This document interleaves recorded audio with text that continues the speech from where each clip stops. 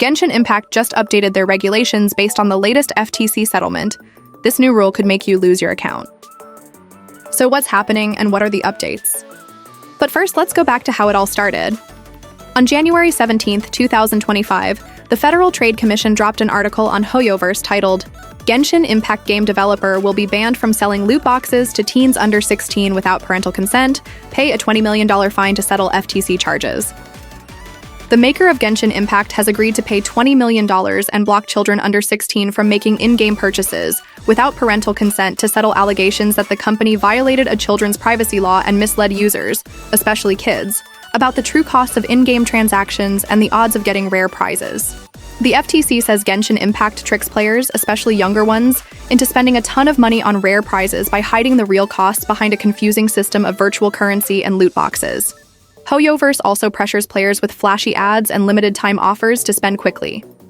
They also violated kids' privacy laws by collecting personal info from children under 13 without parental notification or consent, and then shared that data with advertisers.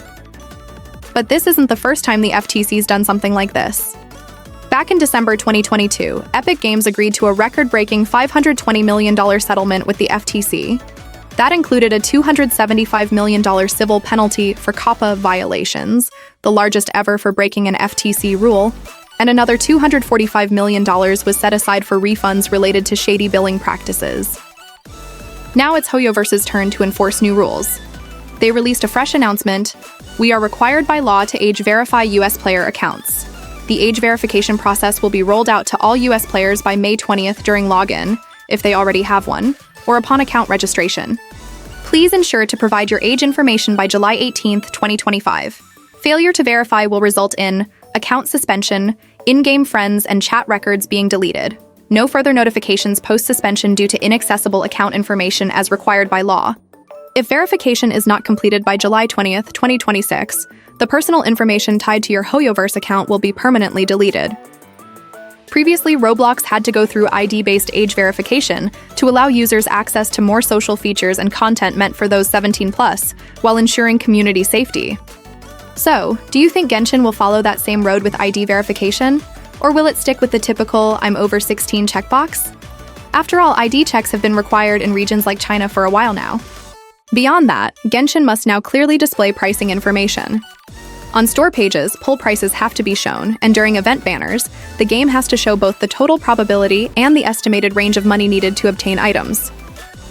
While the US FTC is chasing Genshin, the European Commission is going after Honkai Star Rail. A Reddit user reported that in an upcoming update, players will have the option to buy pulls directly. According to a rumor by Dim, it seems you'll be able to buy tickets for pulls directly, instead of going through shards or jades. This is an additional option and doesn't replace anything.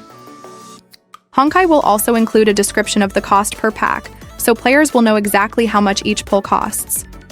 It seems like both Genshin and Honkai are heading in the right direction. Now let's see if other gacha games will follow suit and start being more transparent about how much their players are spending. Personally, I'm excited about this change, because the thrill of opening loot boxes can be addictive, especially when there's a specific character or item you're chasing. Sometimes players don't even realize they've spent hundreds of dollars of their hard-earned money. This comment really summarized the sentiment. Definitely, especially when characters can cost you between $2 and freaking $475. Really puts it into perspective.